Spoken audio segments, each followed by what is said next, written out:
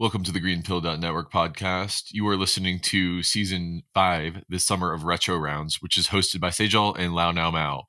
This season will explore retroactive funding in Web3, and each episode features a different ecosystem unpacking their experience in implementing the retro funding mechanism. We'll explore how they're tailoring retroactive funding to their unique ecosystem, along with the challenges they've faced and ways of overcoming that. This season is co-hosted by Sejal and Lao Now Mao, and the next voices you'll hear on this episode are from them. Enjoy.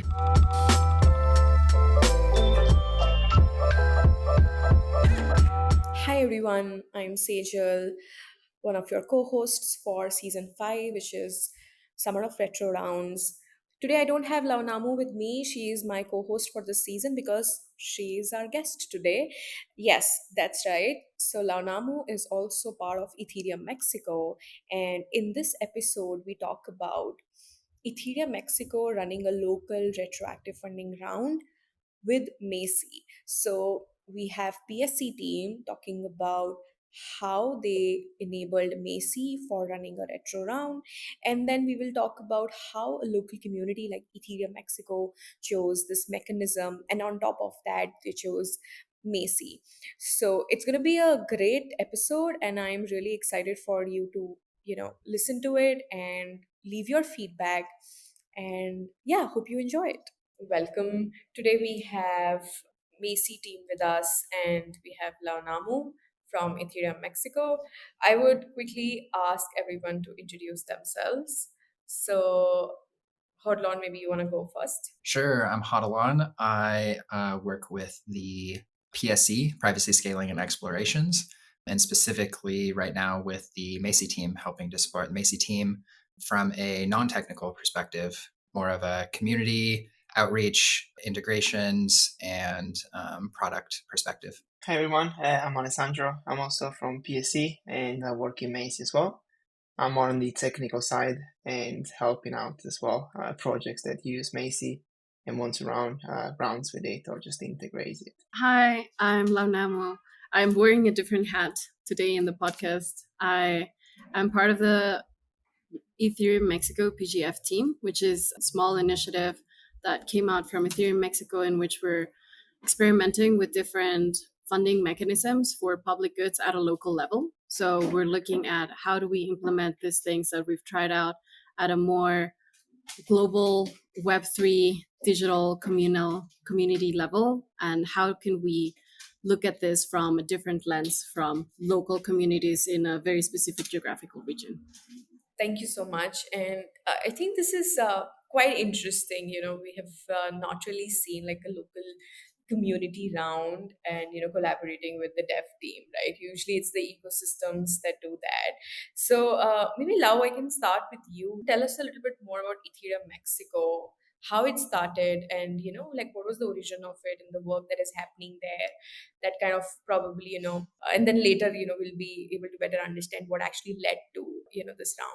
Definitely. So Ethereum Mexico kicked off in 2022. We started working. The idea came, I think, in like early 2022. There were some of us that had been traveling to different hackathons, had participated in different conferences, and we were aware that the ETH Global team was hosting a hackathon in Mexico in, I think it was September, August of 2022, right before, like on the road to DEF CON, as we were preparing for Bogota. And we thought this is the perfect opportunity as we're preparing for ETH Global Hackathon. For the ETH Global Hackathon, not a lot of people had participated in hackathon before. So we wanted to make sure how can those that have been at this type of events help the community and sort of like get everyone ready to participate in this type of hackathons, and then start prepping the community as we were looking towards DEF CON, supporting some of the members in the community to attend, identify what their roles could be in the larger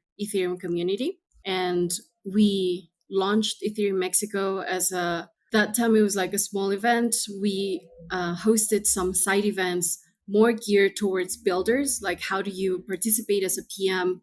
And in a hackathon, we had identified initially there weren't that many developers on the ground. So how do we prep the whole community to participate in this like builder mode? And then as that developed throughout time, for 2023, we hosted an event in Mexico City that was 1 day long, in which we talked about different layer twos. Optimism was also one of our sponsors.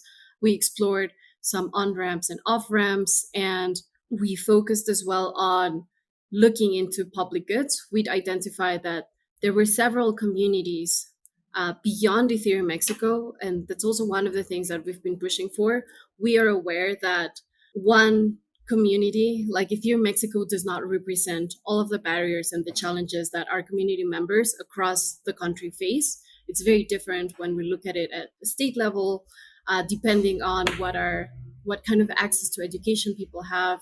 So all of these different things. And so our goal has always been to empower more local communities at a state level or a municipal level. And with this idea, we started connecting with these communities since 2023. And looking towards 2024, one of the things that we wanted to identify is how do we extend their life of these communities? As we know, communities need funding to survive. So how do we make it easier for them to do the job that they know how to do well? They know the communities well. How can we empower them? And this is how Ethereum Mexico PGF came to be, public goods funding, so that we could give the funds to those that are generating the impact at the edges and who know well, better than us in a centralized way, what the community needs. Wow. Huge congratulations on this great initiative. I think I'm really attached to local communities because, of Greenpill Network. And, that was exactly the idea when we started Greenpill Network. And I can imagine, I still remember the post where we talked about how we bring the capital allocation mechanisms on local level. And this is already happening and happening at a very next level, I would say, because of this collaboration. So, I'm really excited to, dive deeper. Before, we touch upon the collaboration and get foot on the round, I would love for Hodlon and Alexander to expand or share more about what is PSE for our audience who may not know, right? And and specifically about the the MACI project and the MACI team within it. Yeah, so PSE, which is Privacy Scaling Explorations, is a team that's funded by the Ethereum Foundation and with a focus on, as the name suggests, privacy and other kind of Ethereum and Ethereum ecosystem and even wider cryptographic explorations. We build everything. PSE builds everything, works on everything from cryptographic research, working on primitives, protocols like MACI, all the way to dabbling in end user applications as well, and everything in between. Awesome. How big is the team? PSE has about several dozen projects. There's about 100 people involved at PSE over several dozen different projects. Great. Thanks for sharing that, Hodlon. MACI is a private voting protocol. It stemmed from an idea from Vitalik, 2019 maybe. And since then, it's been iterated a few times, not only by PSE, but we have our own implementation of it. At the core, is built to reduce collusion in voting, and it can be easily applied to public good funding, as people get to vote on where the money is distributed to, and they get to do it in a much safer manner, enabling much more democratic processes for that. Thanks for sharing that, Alexander. I know maybe I'm just getting ahead of myself, but so MACI is right now used with quadratic funding, right? Is there, and of course it's now we'll talk about retroactive, right? That's correct. Yes, correct. Yeah. So it can be used in a different flavors, right? At the core is voting, right? Any type of voting, whether it's quadratic voting or normal voting, MACI can be used for that. And then building on top of it, there will be the quadratic funding and the RPGF initiatives. There's more that we haven't explored yet, like working with DAOs or local elections, but that is something for the future. And I can chime in there as well, because this is one of the things that for us was very interesting and very important. This is why we sought out to use the MACI technology. I'd done some research before on how comfortable communities felt with each other participating without being the ability to be anonymous in certain of the conversations that they have.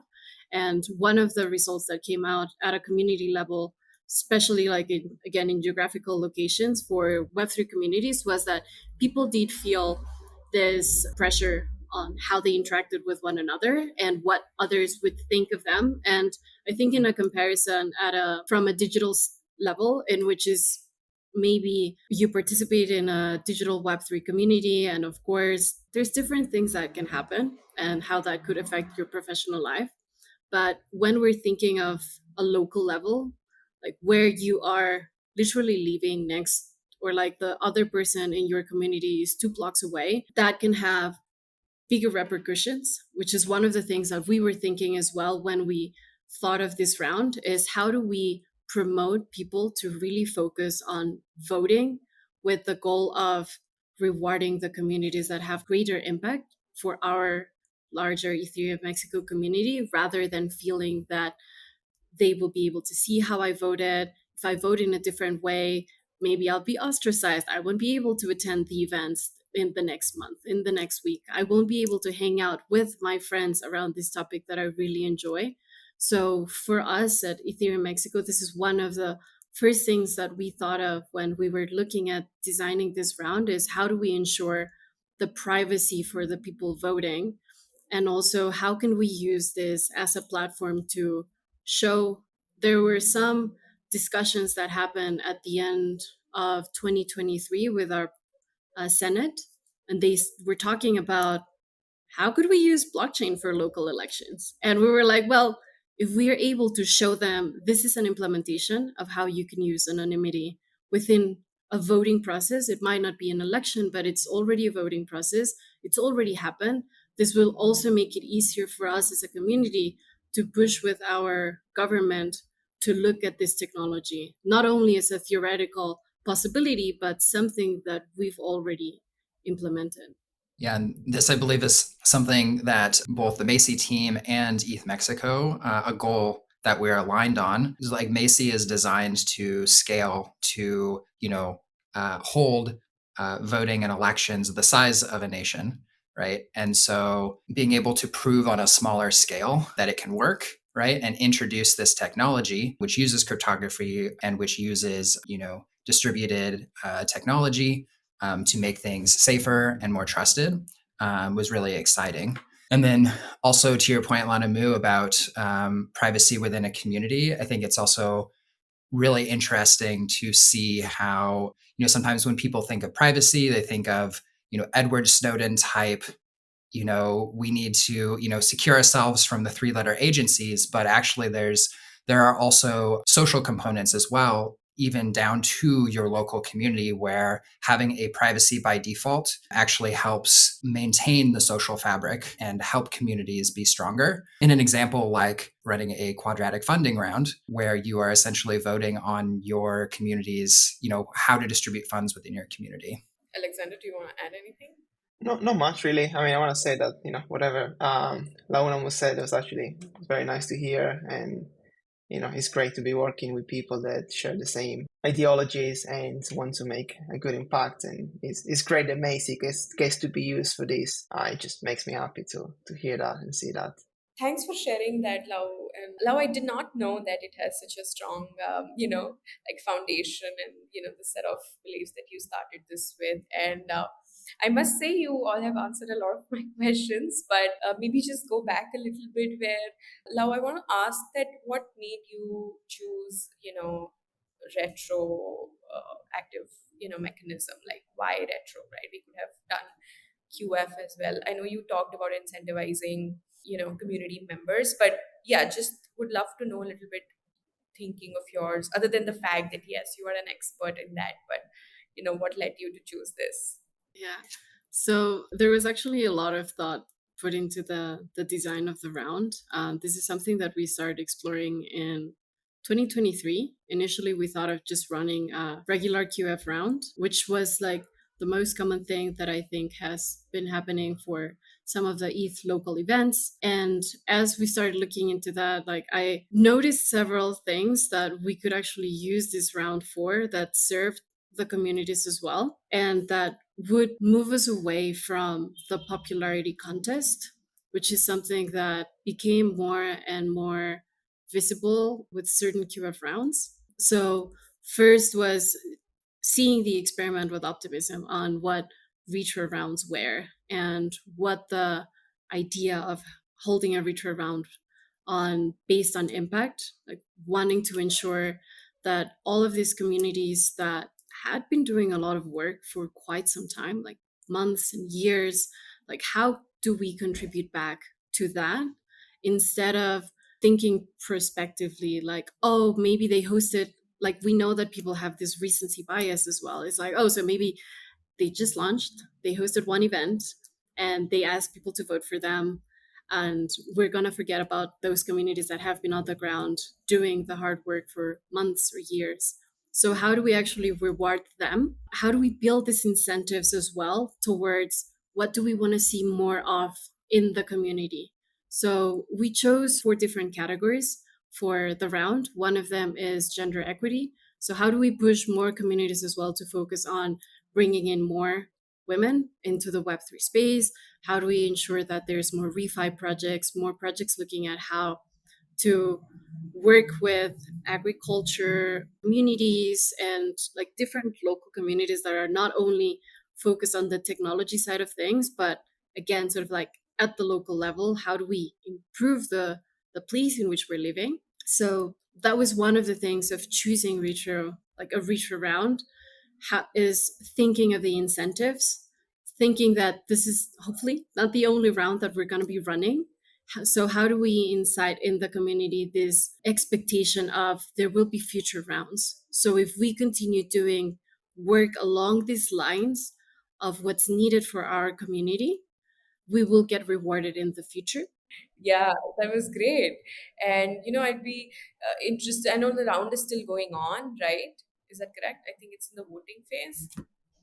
Yes. So right now we're in the voting phase. It's been really interesting. Like as we use this new mechanism, a lot of people are not very familiar with retro. So for example, that was also one of the things that we need to do a lot of emphasis on. It's like we're looking at past impact. We're not looking. Please, sort of like asking the communities, please don't just vote for the community that you like the most. Please read through the application, take a look at the evidence that communities have shared. And this was actually one of the large things as well that we thought of in the design of the round, and why we thought that the current build for the EasyRetroPGF build was really good. We identified that there are some communities within Mexico, it's a small number, but there are some out there that do tap into general Web3 funding, Gitcoin rounds, maybe some of the Optimism Retro rounds, but it's very few of them. And more often than not, they don't have on chain evidence. So for us, this was also an opportunity to bring this concept of generating on chain evidence of the work that the local communities are doing and rewarding that behavior. Sort of like you give POAPs to your community members, you give them attestations that they went to your event, you onboard them through a wallet. And that is what we're going to ask from you to participate on our round. But this opens the door for you to participate in so many other rounds in the Web3 ecosystem. So we're setting, like, I think one of our main goals as well was how do we set up our communities for success beyond our local level, but at a global Web3 level in which this type of on chain evidence is going to become more and more needed in the ecosystem for them to get access to funding. Wow, I love that. It feels like more and more local communities need this kind of vision and sort of guidance, because there are so many right now which are trying to establish themselves, and it would be good to have this as a case study for other local communities. So yeah, that's great. I want to ask Hodlon and Alexander, like when like how did this start? Like, were you guys already working on making it part of retro as well, or when this sort of this happened because Ethereum Mexico was planning to run this round, right? So where were you guys and how this whole thing started? Yeah, and then would love to know a little bit about your experience from technical perspective for our technical audience, that because it was part of, like, yes, it was for QF, but what was different, when this was getting into for retro, right? So complexities and a little bit of that. So yeah, it would be awesome to know that. Yeah, I'll take that if that's all right. Just for context, yeah, MACI's been used in QF for years, built on other like protocols like ClearFund, for instance. And up until recently, we didn't really have our own stack for running, whether it was quadratic funding, we have some sort of stack, but we've been mostly relying on ClearFund. And lately, we got approached by Optimism, and I think they just finished actually the second retroactive round, and they wanted to explore how to add like privacy into the process.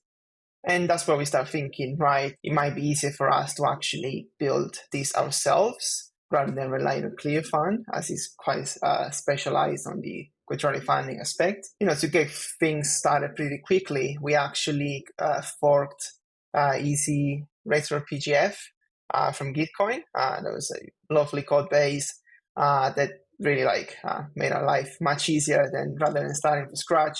We forked that and basically added MACI on top of it. So yeah, idea, we started thinking, okay, how can we make this even better?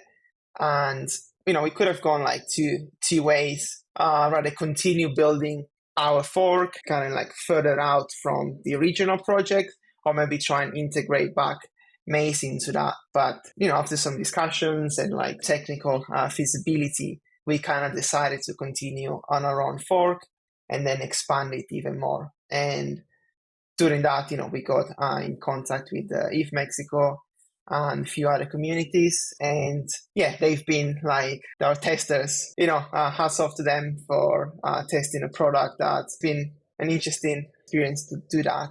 But in terms of the difference, from a technical perspective, I think actually the RPGF stuff is easier than the quadratic funding. So basically, the RPGF is voting, but with some sort of money that gets distributed at the end, and the criteria can vary, of course.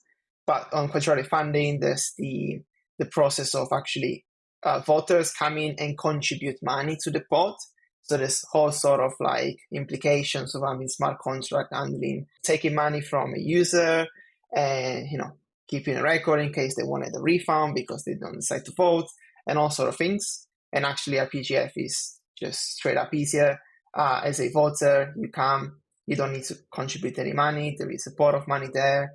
You just vote on, where you think the money should go to. Yeah, I think that's kind of sums it up. I want to give hats off to Eth Mexico, other communities that we're running rounds with right now, kind of knowing that we don't have a super polished finished product, knowing that going into this, it was going to be a process of feedback and iteration. It's been a wonderful experience. We've taken a lot of the feedback even along the way and kind of incorporated it as we've gone. I feel like it's been very mutually beneficial in that way.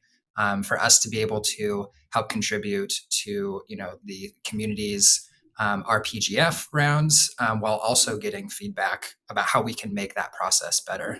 Yeah, and I think for us it was a blessing because we from the get-go we had wanted to use MACI, and our first thought was how hard is it going to be to implement it to a completely new platform. I know we had several conversations with the MACI team at the time where we're like, okay, but how much development time is it going to be needed on our end if we're starting from scratch? Because when we started the conversation, it was this wasn't built out yet, so we were kind of scared of how CK experts do our community members need to be if they want to help us with developing this tool. And so it was such a good news for us when the team was like, hey, we're actually already developing it. This is a platform that we are using in terms of front end. Would this be useful for you? So it just made our lives so much easier. And we've gotten such good support from the MACI team in terms of figuring out some bugs that we don't understand, what's happening there. Also getting feedback on in terms of what could be confusing on the platform. What are some of the barriers that we're facing? I think similar to what Alessandro was mentioning is we're really excited to see more communities use this. So we know that every piece of feedback that we can share will hopefully be useful for the team as they are continuing to develop this tool for more of the communities. Yeah, no, the feedback is very much appreciated. Like all of the bugs found, and just how to make it better for us. It's super useful, right? You wouldn't be able to improve without these experiments, and hopefully we get to do more. And I'm very confident next time it's just gonna be easier and easier, and hopefully we'll get on board more and more people. Fingers crossed. Yeah, I think to kind of the point we were talking about before of having a shared goal of this being a test round and like being able to do it successfully, but then also, building on being able to show, say, governments, local governments, or larger communities, how actually it is easy to use this technology, and it is easy to have kind of a privacy by default and an anti-collusion component built into your process of consensus and voting and stuff like that. Love it. Yeah, there's something that is not in the plan, but I was wondering if we could add. Like, I was curious to hear about the from Lanamu, like the process of actually choosing the voters, right? So, because this round was gate kept, and only few people could get to vote. I'm just curious, like, how was this? Were they chosen? And Yeah, definitely. So for this round, one of the things that we looked at was who are the communities in Ethereum Mexico. Since we're looking to reward past behavior and at the same time incentivize very specific behavior at a local level, we wanted to make sure that the people voting knew that were participating in the round, had either attended one of their events, so they would know firsthand what is the work that these communities have done. There are some communities here in Mexico that have a greater advantage in terms of exposure to other LATAM countries. So maybe their following is not just Mexican people or people living in Mexico, but they also have a following in Colombia, or they have a following in Peru, Argentina.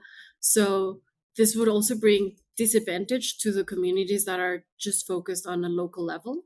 If we were to open it up for anyone and everyone to be able to participate, and then also in terms of how we looked at who was voting and sort of like from these communities who they were working with, what stage where is their community at in their Web3 journey. Like for some of them, maybe they are already DeFi people and doing different things. So they would also be much more familiar with the technology. So one of the things that we were definitely looking at is how do we create this fair competition among the communities so that we are still making it attractive for really new communities.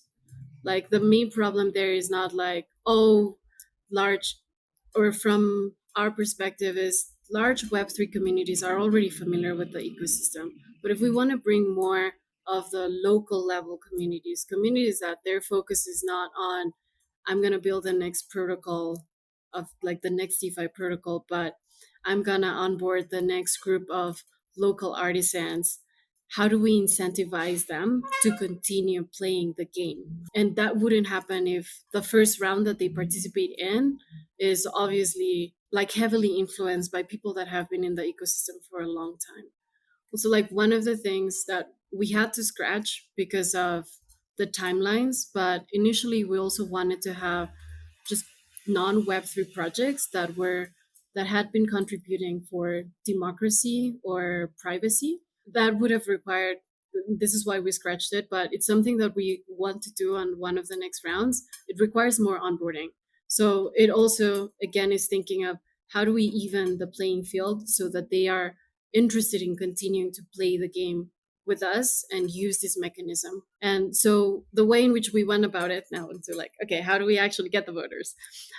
We had about 26 communities that we had already identified as we were working towards Ethereum Mexico 2024. They had either hosted sessions on the road to Ethereum Mexico 2023, or we had given that, like Ethereum Mexico had given them some small grants to host events. So it was like, this is perfect. Like these are people that already have some familiarity with Web3.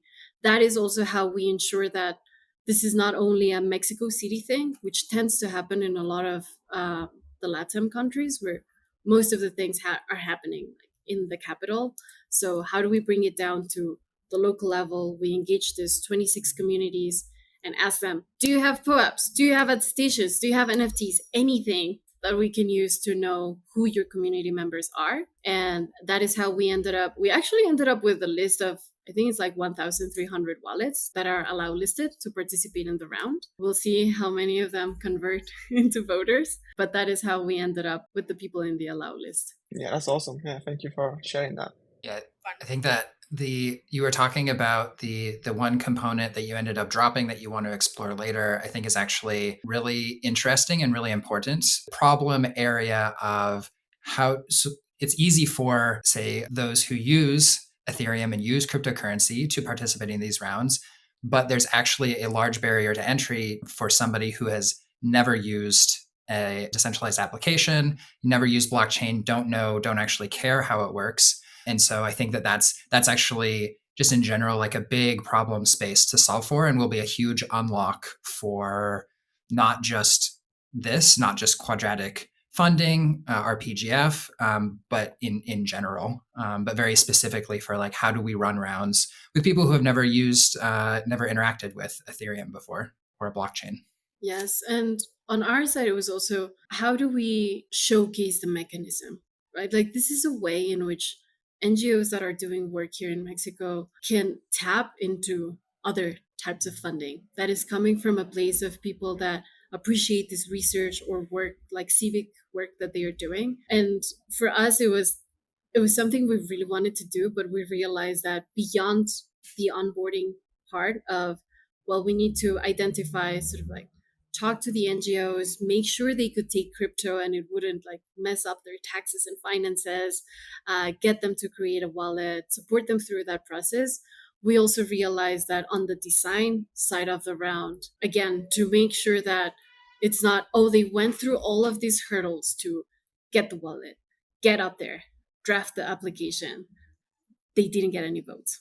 So we realized, okay, we also need some sort of like mechanism on the side of the voters to make sure that we're able to push people to allocate, say, a certain number of votes per category, which is something that, again, with the time constraints and like technical constraints, it was like, okay, let's go for small, easy MVP.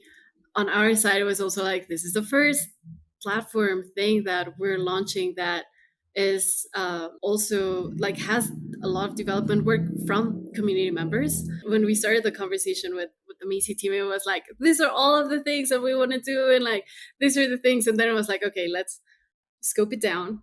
What is the first MVP that we can come up with and have this run successfully, and then we can iterate and be like, once we have something out there that worked, then we'll be able to build on top of that. But I totally agree with Hodlon. Like it's one of the things that we're also looking at. How do we make it, again, sort of like, how do we make it attractive for people to want to play these games with us and use these mechanisms? Wow. I'm curious, like, what kind of education went into it, Lau? Like, because I know we also recently ran, MACI round for Zuzal. It was a lot that was needed to be, shared with the community on what it is, what is the importance of it and benefits of it, and guides and a lot of things, right? Because not everyone gets it. So, yeah, curious, like, if you could share a little bit on that front, that how it was introduced to the broader community, that this is what we are doing and this is what it means, or yeah. This was one of the points in which we got a lot of good insights from some of the work that the QFI, I think like past QFI team, or some of the community rounds that the MACI team had run, is they have really good case studies of some of the work that other communities had done in running their own QF rounds. The importance of marketing and sharing with the community what was happening. I think if I'm not sure if either Hodlon or Alessandro want to share more a little bit of how it's also been to work with some of these other communities. It definitely has required quite some educational work. I do think that there are advantages to running it in parallel to an event, which is something that's not happening for a round, but I think is the most common way in which some of the other communities have run it, because then you have a captive audience and like you can just tell them about the thing at the event or like as they are coming in, or maybe there's some talks. For us, we've been hosting several sessions that have been received in different ways, have had different participation levels. We hosted one that was just for the communities, for them to learn how to apply on the platform and submit. We've hosted several sessions as well just for voters, but there's definitely a lot of work in terms of knowing where your audience is. Like we made some documents, but the reality is that most people don't read. So we shifted into videos and we'll see how that goes. We're staying deeply in touch with the communities that are participating, and it's an experiment. So we'll make sure to share our learnings so that others can also benefit from them. Yeah, I agree with the point of it's very nice when like a round is running in parallel to an event, just bringing back memories of like DEFCON Bogota. It's like, people actually come there and it's like, oh yeah, how does this work? And, gather interest and everything. Like it was a very nice experience to getting actually in touch with the people that wanted to apply for the round, for the people that actually wanted to vote and contribute the money.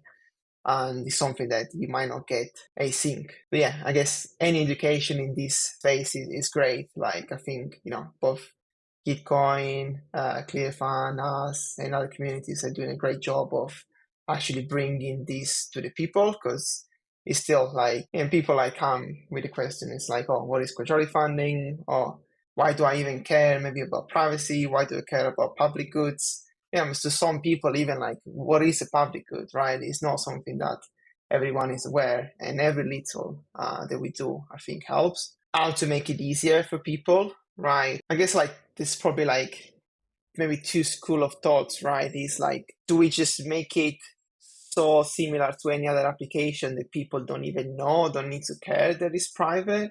Or like, do we still focus on trying to market somewhat different to maybe attract the people that care the most? That's like, I guess, kind of difficult distinction to make and decision to make. But yeah, like at least from our perspective, we do have a lot of plans on making this as easy as using any other application, even like for people that are not crypto native. Hopefully in the next few months, we'll be able to have people without a wallet be able to use it. We could sponsor the transaction with like kind of abstraction and whatnot. But yeah, I think like targeting like the masses and then like getting, as we just talked about, projects that are not crypto native.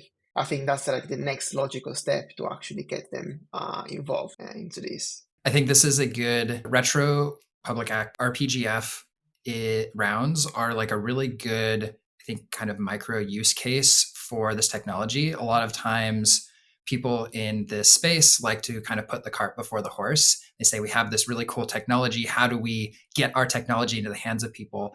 But this is a case where it's kind of like, well, we actually have a really fantastic way of redistributing funds and distributing funds into a community on a community level. How do we allow people to participate in that more? And so that's also kind of an exciting component of this and working on this problem, is that it is a very practical use case of this technology that we're building on. I would also be super interested and curious to hear more about how it has been to work with some of the other communities that have been using the MACI implementation into RetroPGF.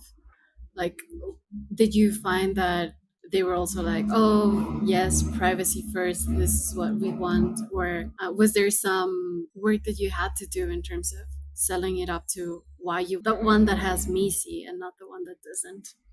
Yeah, I'm trying to think. Yeah, I'm trying to think. I'm personally not familiar with how we got into contact with the other two communities. But in terms of maybe still like on the education side, we still had to bridge the gap to the organizer themselves, to like for them to understand like what is MACI and like what is private voting. Because some of the requests we had is like, oh yeah, we're gonna get the voters to share the ballots to make sure it's okay. And I was like, okay, this is clearly like we did not explain that, the purpose of this is for it to be private.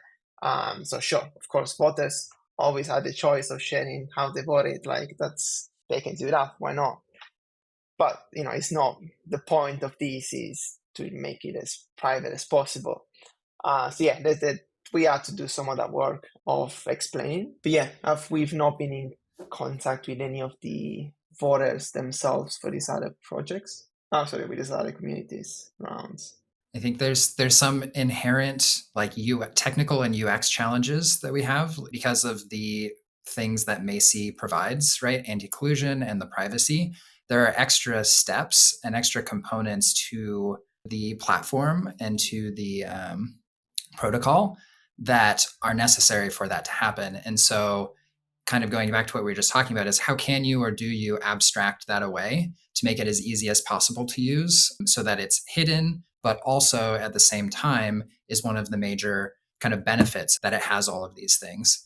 So it's kind of a complex web to pull apart when you're talking about, especially in the state that it's in, a lot of the experimentation we're doing, around running a coordinator, around the technical components that actually take a lot working to further optimize to make it as easy as possible, but it's still complex to run. You still need some technical know-how in order to run a MACI round. I do think it's something that's going to be very useful and interesting for as more and more communities start leveraging it. I think most people and most like community organizers or pass round operators, they're used to QF and that's it. And as we're going into having more mechanisms, like not just retro, but exploring more of the other mechanisms, this is one way in which I think everyone is sort of like shaking this, things can be done differently. So how does that work? Like how does making it in a different way works? I think is really, really exciting. And I'm really happy because I do believe, like, as I shared before, the support that we've been getting from the team has been incredible, which makes our lives a lot easier as we're coming across some of the other challenges in terms of explaining as well to the community. I think for not just operators, but communities in general is relearning what funding mechanisms are and that it's not just QF, like there are other things out there. Yeah. And we are also towards the end of the episode. But like you said, there are so many people are used to QF, but there are other mechanisms and, other use cases of MACI. I just wanted to know, like, as you said, there are different use cases and there are different mechanisms where we can use MACI. So at what point do you suggest, mechanism builders to start thinking of it, right? Or come to you and be like, hey, this is something we're interested in, right? So to me, it seems like, is it like once the mechanism is matured, or like at what stage, right? It is something that should be just inherent, like, we should be thinking of it right in the beginning, right? It is. So any suggestions for mechanism builders out there? Because we are also building, allo ecosystem where we are getting developers in the ecosystem. We want them to, start thinking of mechanisms and building them, right? So at what point they should, think about this? I want to say early stage, like thinking like from a complexity perspective. MACI is a primitive, is as low level as it gets, and it's just easier to build something on top rather than adding it while you're already like in the middle of your building, let's say. It's not unfeasible, of course. But yeah, I mean, at least, we're kind of biased on the privacy in the name. So privacy first. And yeah, I would say like it's important for everyone to think about it. And as it just makes so much easier with like TK technologies, it's fair and it's reasonable to start thinking this early on. And then basically take this complex primitive and like abstract it as you continue building, make it easier and easier, and like kind of remove that people that use it at a point is like, oh, am I using something built on MACI that is private, or I'm just using any other thing? At least that's how I see it. Yeah, and I think from like a design perspective, when you're starting something and looking at it holistically, again, we're biased because privacy is literally in the name of the organization that we're with, but it is really important to take privacy components into consideration, especially when you don't know or think that you need them, to consider that. And I think with the decisions and the work that Launamu and Eth Mexico made is a really great example of thinking about why it is. So it's easier to not use ZK. It's easier to not have to add an additional component of privacy. But at Eth Mexico, you actually thought about and understood and realized that just because we're not trying to protect ourselves from a nation state or a cartel or anything, actually privacy has a valid and legitimate use case in order to run these rounds in our community. And that was a value that they had, and so they made sure that that was a high priority when they went to run the rounds. And so, yeah, when you're thinking about building, incorporating, at least thinking about how could building privacy into the system be beneficial on all levels and on all layers, and is it worth doing or not? And it's becoming easier all the time. To Alessandro's point, ZK technology is improving all the time. And that's something that, obviously we're working on. And I'd like to also give a plug for us at the end here. Like, if you are working on a project, if you're curious about MACI, if you have some novel use cases that you wanted to share or want help with, the MACI team would love to hear from you, love to collaborate and to talk about the different ways that we can, support your community or support these other projects with what we're working on. And Alessandro, do you want to give the email address maybe? Is it maci@pse.dev? Oh, we got Discord as well. Oh, and join our Discord.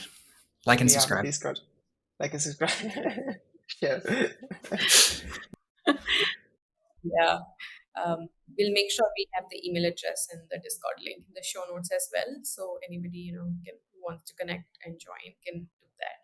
Lau, any last thoughts on, maybe share a little bit about what's next for Ethereum Mexico, or maybe some of the things that you're looking for as outcomes for the round, or maybe some analysis that you were interested in getting into as soon as the round ends. Definitely. And I think just to add real quick to what Hodlon was mentioning is, for example, one of the things that we've noticed with optimism is that now we are looking at how do we build the privacy component afterwards. It's like we are concerned about collusion between badge holders. We are concerned about people not acting accordingly to their conflicts of interest. We are concerned about how do we decentralize the RetroPGF process so that others can validate it, see that people actually voted without leading to bribery from people to the badge holders. So like this, in the question of like what comes first, it's definitely a thing of depending on the resources that you have. But if you're able to from the get-go start thinking about the privacy part, you'll identify that often like you'll need to patch those things afterwards, and it might even be more work than if it's something that you think of from the very beginning. And then in terms of what's next for Ethereum Mexico and Eth Mexico PGF is right now we're in the voting phase. We're excited to see what the results are, how people are participating. We're taking so many notes of everything that we're learning in terms of how voters have interacted with the platform, how applicants have interacted with it. And we're developing a blueprint, and so that other communities can use this blueprint to run their own rounds, not only from a technical perspective, but we've realized that a lot of the learnings are coming both from a design perspective of how do we think of designing these rounds. Like as I shared in the podcast, like all these considerations of like why privacy and like why this type of communities and like why these incentives. That is something that we really want to see other communities sort of like up their game and how we're thinking of using this magic internet money to advance certain good things that are happening in our communities. So how do we give them the tools so that they are able to do that, both from a design perspective of how to think of this mechanism, from an operational perspective, like how many people do you need, like how far in advance do you need to tell the applicants, the voters, and then obviously from a technical perspective. So this is one of the things I'm working on once we finalize the round and have more of these learnings. And then Ethereum Mexico 2024 is happening in September 14th, 13th, and 14th of September. We're going to be hosting it in this beautiful beach town city called Merida, close to Cancun, in case people are familiar with Cancun, but not Cancun, so it's better. Um, would love to see some of the people that are listening to the podcast come to the event. And we'll continue experimenting with this funding mechanism so that we are able to bring more of our community and seed more initiatives of the things that we want to see happening in our Ethereum Mexico ecosystem.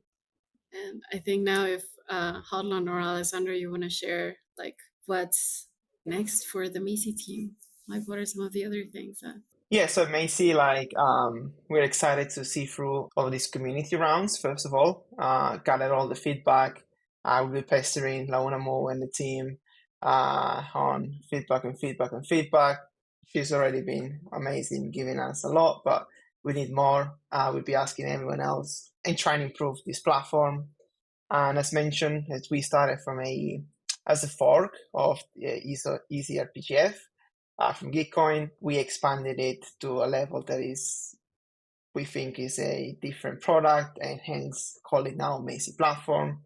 And we're looking to expand more into different funding, voting mechanisms, and try to integrate everything into this, as we said, platform where you'll be able to do any voting. I don't know, even like anything stupid you can think of, you can use it. But like voting on your favorite memes or whatnot, funding, running quadratic funding rounds, running RPGF rounds, and as we get to learn more of what the community wants, as we managed to read through Kevin Owoki's book on capital funding. There's a very large book that we have a task there to read and try understand which other ways of voting and funding is there. We'll hopefully get to implement some of those. And yeah, so on two fronts, build the platform and make it as accessible as possible to reach non-crypto native projects. So account abstraction and everything else that we need on that. And on the MACI protocol side, to improve it. Of course, it's far from perfect, can be made more efficient. We can remove some of the trust that the central coordinator entity has, and make it more secure. So on these two fronts, we plan to continue to work. And we are like a public good, we're a community first, so any feedback from everyone is always appreciated. Whether you want to submit an issue because you think what we're doing is wrong, just come in a Discord and talk to us, open in GitHub. If you want to work on something, you want to ask for a grant, reach out there. Like, we're looking for as much participation as possible. And as well, with Gitcoin, they integrated MACI into the Allo stack. So we look to like helping them improve the integration, like upgrade new versions, and just continue all together to make it easier for people to fund and to vote on things they care without having repercussions. Maybe that's a bold statement, but eventually that's the goal. Maybe Hodlon and even Alexander, you can share a last bit that a lot of our large part of our audience is also non-technical. Like, how can they get involved, or how is that they can contribute? Yeah. What would you say is the most impactful way that like a non-developer would be able to, for example, if somebody wants to run around maybe or like use the platform in some way, I think it would be really valuable to, work together to do that so that we can get, non-technical feedback around that. Totally. Yeah. Follow the guide and try and set it up. Be a participant, vote, and tell your friends about it. That's also like the easiest contribution you can make. Maybe in the future, translations as well, like getting the content out to a wider audience. And I think even just to plug the Discord again, coming into the PSE Discord and the MACI channel, come in and ask questions. There are no bad questions. There are no dumb questions, and just engage in that way. There's a big gap, I think, to be bridged between like the technical components and just even conveying those and understanding those. So even asking questions helps us a lot. It helps the team. It helps the community, right? Understand these things better. It helps us build better documentation, helps us build a better product, to know how people are experiencing and interacting with what we're building. Yeah, we got a suggestion as well from Laura, design suggestions. Yeah, I think that's. I mean, after all, like the users, whether they're technical or not, like they know what they like to use, and yeah, any feedback. Awesome. This was great. I must say that, I'm excited for Greenpill Network to run VC Retro Round. Like, I think I really am, inspired to do that. And I would love to share this with the Greenpill Network community. But I want to say thank you for being such amazing guests. I think it was very, like sort of fluid and organic.